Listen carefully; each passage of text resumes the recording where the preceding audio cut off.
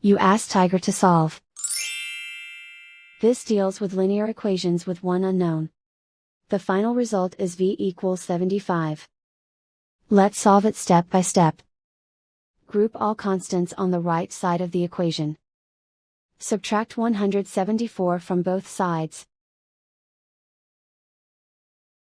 Group like terms. Simplify the arithmetic.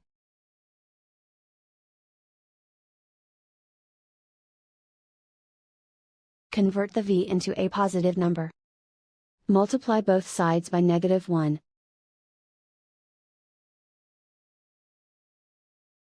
Remove the ones.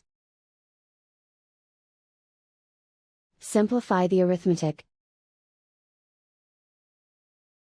And so the final result is v equals 75.